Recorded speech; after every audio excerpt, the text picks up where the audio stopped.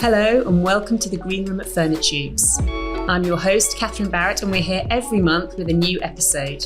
Join us for industry musings, interviews and discussions exploring all things landscape architecture, street furniture and urban design.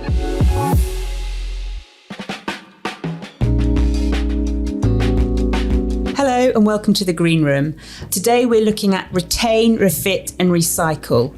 We are looking at the importance of a circular economy in landscape architecture, urban design and construction. So society didn't always live in the linear fashion that we do today, which is take, make and waste. In fact, Furnitubes was founded on the principles of repurpose and reuse. Our founder was a marine engineer who reused steel tubes from post-war marine shipyards to produce products for the new NHS, schools and the London City Council. Today I'm joined by Alex Lowenhoff, a landscape architect at Outerspace, which is a practice that has pledged to push for circular design practices on all their projects. Alex has written a great article on the circular economy for the Outerspace blog and is here today to talk about the circular economy.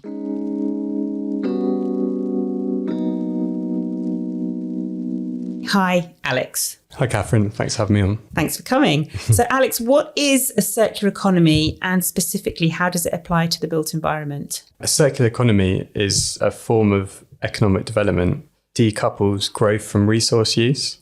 So it keeps materials at their highest value for as long as possible to limit the amount of waste going to landfill and takes pressure off our natural resources.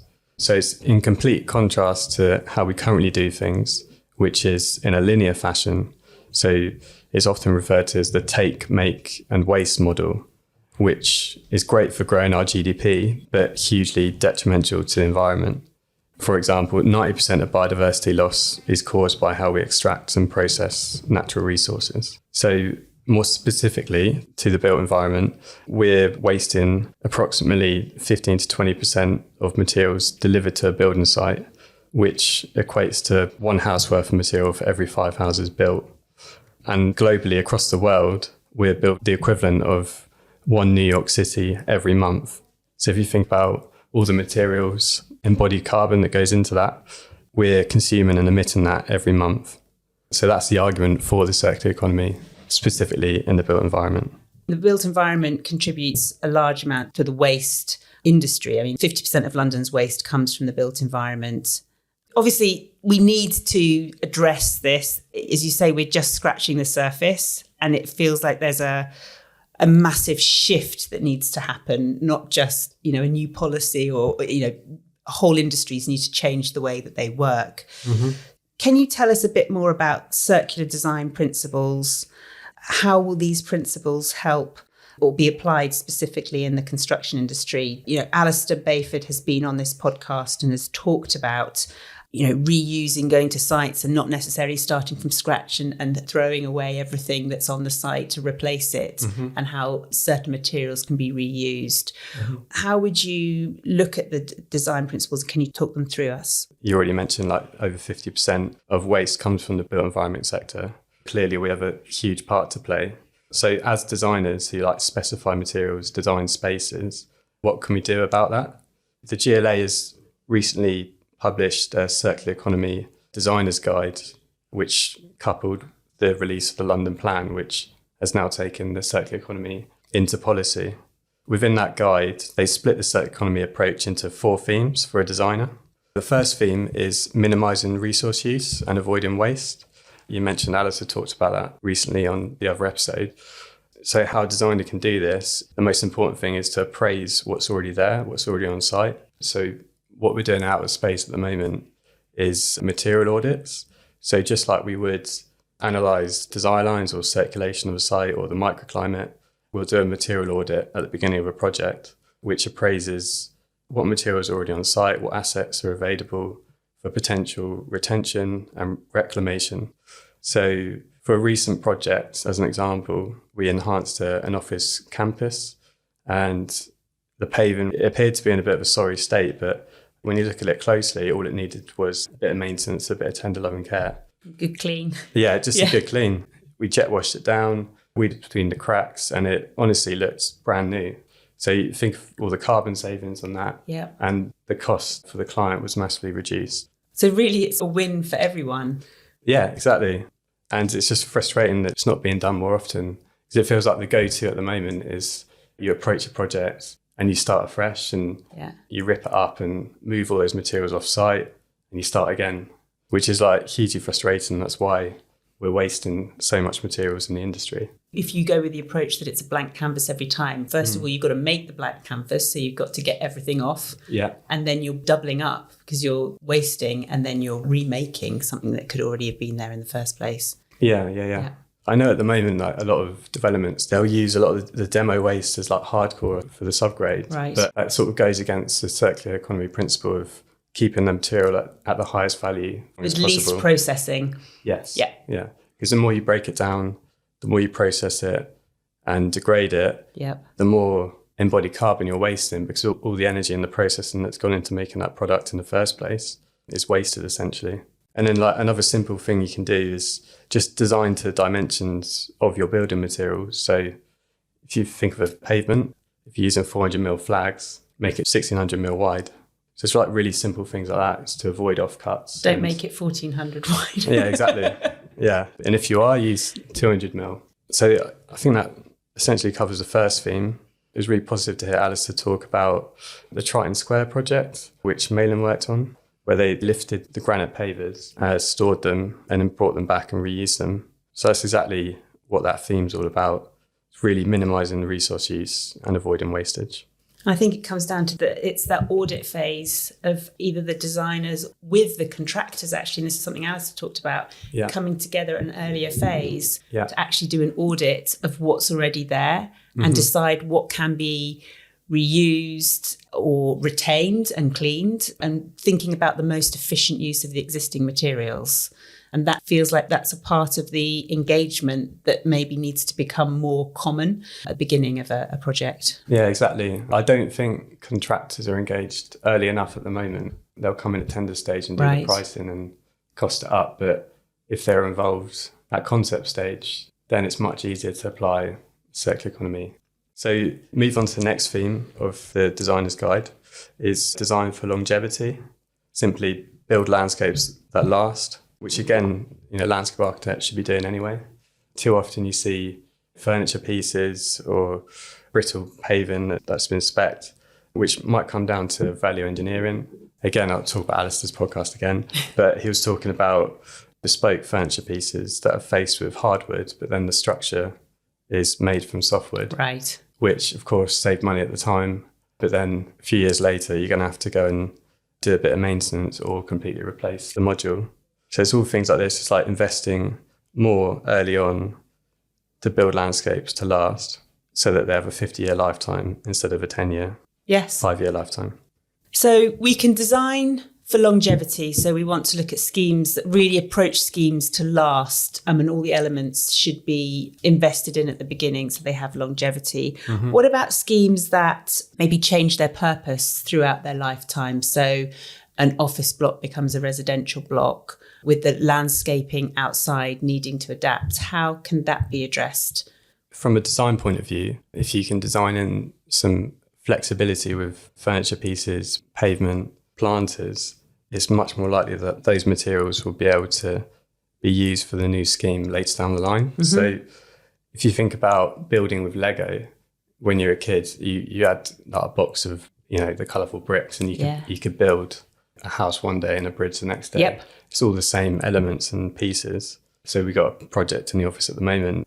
We've been tasked to detail these bespoke granite planters. So they're different forms made out of granite blocks. So what we've done is made at least 80% of those planters out of blocks that are all the same size. Right. So it's easier to lift those and repurpose them in the future, as opposed to going bespoke and shaping elements uniquely. So that's one of the issues with concrete as well. It's a great building product and it's sort of a designer's dream, but once you cast a piece of concrete to make this beautiful shape, later down the line, if you want to adapt and change its use, really the only thing you can do is smash it up and crush it into subbase, because you can't cut it up. Yeah. The way we would see it is standard modules that can be reused in various configurations, just like Lego blocks. Yeah, exactly. So you want elements within your landscape that can be put together in one formation, and then a few years later, those same elements can be reused in a different formation to serve a different purpose. So what happens at the end of life, at the end of a project's life? How can we best ensure that we're not just thinking about, we've done our best at the beginning, we've looked at reusing materials, we've looked at the longevity of a project, we've looked at making it as adaptable and flexible as possible, so being really efficient and careful with our use of resources. What about the end, or when a product or a scheme has reached the end of its life? What can we do? So the last thing to think about is exactly that, it's designing for disassembly. So allowing that scheme to be salvaged and the materials mined in the future. Duncan Baker-Brown wrote a great book, The Reuse Atlas, and in it he talks about mining the Anthropocene, making the argument that all of the materials we already need are above ground. So going up slightly off track, but you'll now find more gold in a ton of iPhones than you would in a ton of the best gold ore in the world. Yet our attitude is still looking outwards and ripping up environments and landscapes and ecosystems to get to the materials we need. So always going straight for the source of the raw material rather than looking for where we can find it in a processed form somewhere else. Yeah, a lot of the materials we already need are in circulation. Yeah. And that's what the circular economy is all about. So going back to the original question of designing for disassembly, what we can do is basically avoid design landscapes with adhesives or chemically bonding materials. It'll make it much easier when it comes to the end of life, disassemble that product or furniture piece or pavement, and then use those materials for another purpose. And something that happened during lockdown was there was a circular series run by the Architects Climate Action Network. They were proposing and theorising how can we truly embrace circular economy in the built environment. And one of the concepts was to add a Rebus Stage 8 to the design programs. Right. So that would be to truly embrace circular economy, and it would be titled Rebus Stage 8 for demolition and salvage. So really designs in the circular economy into the project programs. Thank you for walking us through those phases. And it's really interesting that with the Architects Climate Action Network, looking at how we embrace more of the principles of the circular economy into our life cycle of a project. How has the circular economy approach changed Outerspace's approach as a practice? You detailed some of the things that you're looking at in your article, but how have you changed your approach to projects? So I think firstly, one of the biggest things is we're now doing material audits for each of our projects. So right from the start, we're appraising what's already on site and what we can reuse, refit or repurpose for our new designs. It's a really simple step, but making a point of it as part of the design process ensures you're designing in circularity. You're setting your intent from the very beginning. Yes. Yeah. And then from that, we're following the circular design hierarchy, which is detailed in the London plan. It's a circular diagram which has the layers moving out from the inside out. So that the first one in the middle is the first principle is retention, and it moves out to refit, refurbish, reclaim, and then the last one's recycle. The idea being that the further out you go, the diminishing returns on the efficiency of that process. So I'm not saying recycling is bad, it's a very good thing, but to do it, you have to go through the process of dismantling that product and use all that energy to break it back down to its basic elements. And then process it to build it back up again. Exactly. Whereas if you could just reuse it, you've saved all of that energy. Yeah. Exactly. Another thing we're doing is we're continuing with our human nature approach, which is all about creating comfort with nature. So prioritising the soft over hard spaces. This avoids overspecking materials. So do you really need to pave that public square completely and just turn it into another 50 Shades of Grey courtyard? Yeah, it's prioritising soft spaces over hard, which is not really much of a change from what we were doing before, but it all complements the circular approach. But also from a maintenance perspective, right? It makes more sense. Yeah, you might get the argument that putting in soft landscaping requires more maintenance, but it's inherently cheaper, it's better for the environment, and you get all the amenity benefits as well. And of course, great for biodiversity. And then lastly, we put together a comprehensive CPD program. We've been inviting in reuse suppliers to talk about what they're doing and how we can collaborate in the future. So Ashwell's Reclaimed Timber are a great example. They sum up the circular economy in their approach. Yeah. It's a company that salvages hardwoods across the UK. So it's normally tropical hardwood that's already been taken over to the UK, and they repurpose it into another use. So for us as landscape architects, we can look at working with them to create play or furniture pieces. Also, we run internal workshops to brainstorm and go through what are the barriers in practice and then how we can break those barriers down. So what are the barriers? What would be an example of those? Some of the barriers that we've come up with, value engineering. So what if you've gone to that time and effort to reuse a product or repurpose it, but when it comes to it, it turns out it's cheaper just to buy new, which unfortunately at the moment, that's probably often the case. Yeah. Another one is reliably sourcing reuse materials. So if we're working on a big scheme, how can we guarantee that we're going to have the salvaged paving or enough of it to fulfill the demands of the new scheme, which again, is very hard to guarantee at this stage because I don't think reliable supplies out there for reuse materials yet. Right. Or it's the impression we get anyway. In terms of there are enough of them or they're established enough?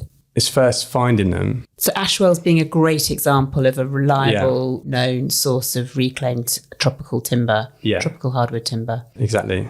But if we could have, I don't know, like a reuse marketplace for designers, right? For example, that we could just go to and then find out what's available on the market and then reserve it for the project to fit in with the timeline. It'd be much easier for us to design with circularity. Yeah, so it's easy to find new products, obviously. Yeah. But where is that marketplace for existing products that are available to be reused?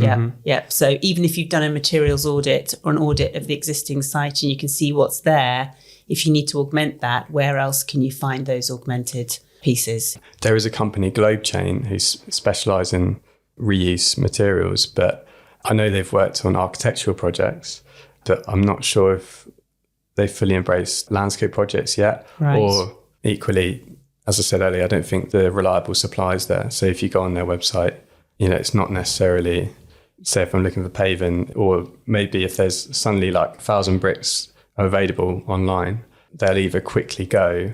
No, but it doesn't feel like there's a solid enough marketplace. It's bitty, basically. That's what I'm, that's what I mean. It's short term rather than constant supply. It's very much in the moment. If that product's available, you need to get it, otherwise it's gone. But if you're speccing a scheme that's 2 years out, it's quite difficult to look for what's going to be available in 2 years. And it's scaling up as well. So the size of the development, as I said, makes it a lot harder if it is a huge referable scheme compared to, I don't know, a 1 unit scheme. Another barrier is who takes on the risk of repurposing things on site. So we're working on a scheme at the moment in Tower Hamlets where they have really fun play swing and trampoline, but unfortunately the new block that's going to essentially stitch up the urban fabric, so create this courtyard, is going to go over the top of those. As part of our material audit, we identified them and then we found out the residents actually really enjoyed using that, like all the kids particularly. So our aspiration is to relocate those and retain them, but with that comes the risk of damaging them, or you might compromise how safe they are. And who takes on that risk? Who takes on that risk? Is it a contractor or is it us as designers? I don't have the answer yet. No, but it's true. I think when you're reusing materials and you've decided to move them, you're changing not their purpose, but where they've come from, which does involve risk. In terms of how we get to circularity, we've talked about the REBA Stage 8 for demolition or deconstruction. What else is being introduced at the moment or is going to be introduced to help us get to a more circular economy within the construction industry? So I think I said earlier, recently the circular economy has been adopted into policy. So it's now within the London plan for referable schemes to submit a circular economy statement as part of their planning application. So bearing in mind that is just for referable schemes, which is essentially large development. which has been a very positive thing. So Outerspace is working on like big estate regeneration projects, and as part of the design process, we're now having circular economy workshops with the whole design team. And that's all come from having to submit that circular economy statement. Policy is starting to push us in the right direction, but I think there's the argument it needs to be more stringent. So why is it just referable schemes? Why can't it be all schemes? And then once we get that top-down steer, it'll be a lot easier for the whole industry to move as one towards the circular economy, because you have people out there who want to do good things and do good work and adopt this circular approach, but there might just be one practice like Outerspace or one supplier like Furnitubes or one contractor. But if you get top-down steer that forces everyone down this route, then obviously it's going to be a lot more of a smoother process and we'll end up doing a lot more good things. So it'll be a much more positive outcome. Yeah, you can't have the odd company here and there doing it. It needs to be a collective, and policy is what you need to basically push the collective, push the industry as a whole. It needs to be driven from policy.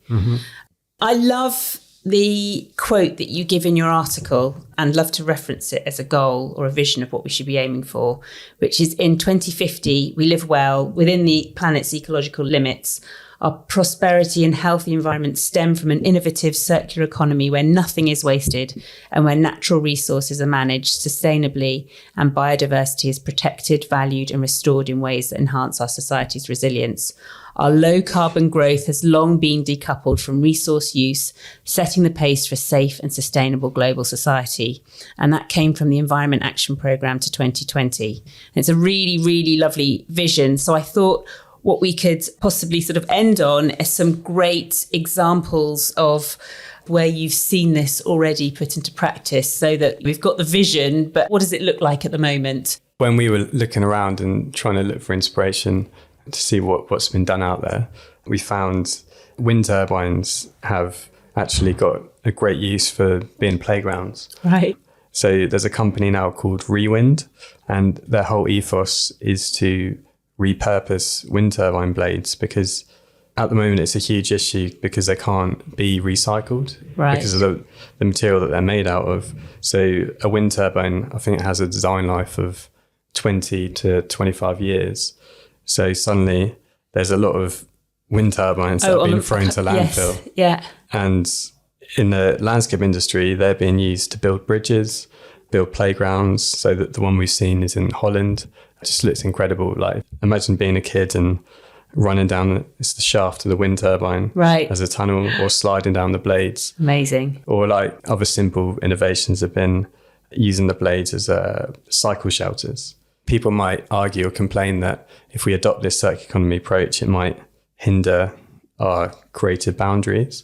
But I think Rewind have proved that's not the case. There's nothing like a really good design brief to be more creative, right? So use this turbine blade. What can you do with it? Yeah. Go make a playground. Yes. I think you get more creative than not having restrictions. For me, this has been really, really interesting. And I can see that. So for me, the main takeaway is really at the beginning of a scheme is that time that's put into looking at what's already on a scheme, the materials audit. So what can be retained and reused to avoid waste. So rather than recycling or taking away completely, what can be just left and reused. Making sure we design for longevity, so our products, materials are invested in at the beginning and last a good lifetime. And that we're thinking about what the scheme might be used for over its lifetime. So making it as adaptable and flexible and modular as possible. And then thinking about the end of life. So how do we, at the beginning of a scheme, think about already how it could be deconstructed or disassembled so that all of the elements can be really reused as well as possible. So you and Outerspace have invested and really thought a lot about the circular economy, and it's great to hear the examples in your practice of what you're doing. What other resources are there that you would recommend to people listening to this podcast if they want to find out more about the circular economy? There's 3 things that I would say. The first one is to go on the Ellen MacArthur Foundation website, and they have really brilliant learning hubs, which really simply put how designers can change the way they do things to become circular in their practice. And that's for every sector, agriculture, fashion, but obviously more importantly for today's built environment. So I would say go on their website and have a look. Really won't take long to go through their learning hubs. Second point is familiarise yourself with the Design for a Circular Economy guidance document from the GLA, because that gives a more detailed account of what we can do in the construction industry. And my last point would be to go onto YouTube and check out the ACAN Circular series. So they're each an hour long. It's one talk for every REBA stage, and they break down exactly what we can be doing to adopt the circular economy into our programme for the built environment. Alex, we ask everyone who comes on 3 questions at the end of our podcast. So firstly, what made you want to become a landscape architect? So I initially did a degree in environmental science, and I graduated and got a job as an environmental consultant, which involved a lot of surveys in and around London. So often I do 2 or 3 sites a day, and I'd either walk or cycle between them. And I think it was at that point that I sort of became conscious to public space and the role that it plays in our cities and how it improves our quality of life. Absolutely. But it also sort of the pin dropped on someone's actually designing these spaces, like someone's job. Whereas before I probably hadn't really thought about it, which got me like looking into it, reading about the profession and finding out about it. And luckily I had a friend at Sheffield University. Yeah. He was already on the course. So shout out to Grace Ruddock. And she basically took me through the course, showed me around, and I sort of took the leap, spent all my savings. Yeah. That's thanks to Grace. Yeah, cheers, Grace. I think it's really important that you understood the value of the public space and the impact as a landscape architect that you would have on that.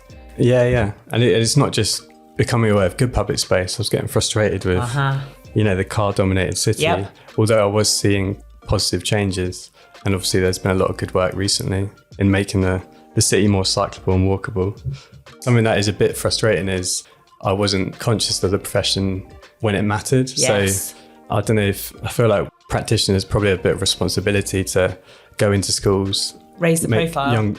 Make young adults aware of how great a profession it is, and it's something you could consider. And, it's a very accessible career. Like, you don't have to be a nuclear physicist to become a landscape architect. There's so many different strands to it. So if you know a bit about science and art and geography, geology, etc. So for me, it was all of those coming together into one profession. Should have done it when I was 16. Jane Finley, actually, from the Landscape Institute, summed it up really well. I mean, she's also, in her podcast, talked about how do we raise the profile of the profession, but she also talked about why she went into the profession was it brings together so many interesting elements. So you can be really creative, you can be technical, scientific, there's a design element. So the biological or the geographical kind of element to it as well. You can either push it in one way or another, but it also isn't just one particular focus. Brings all the elements together. Yeah, best of both, isn't it? Yeah. So what is the one thing landscape architects and the landscape architecture profession can do right now to help combat the climate disaster? I think design for a circular economy. Yeah. What we've just been talking about. But I'd say also be a nuisance. Yeah. So I think it's too easy just to go along with the status quo and accept certain decisions in a development and not pipe up. But if landscape architects don't defend the planet and biodiversity, etc., who will? Who will? So challenge the client. Yeah, challenge the client, challenge the design team, move away from those 50 Shades of Grey piazzas. And it's a really good quote from Greta Thunberg, which I will say. It says, stop looking for hope and start creating it. And I think that's exactly what we should be doing. But also just prioritising soft over hard spaces.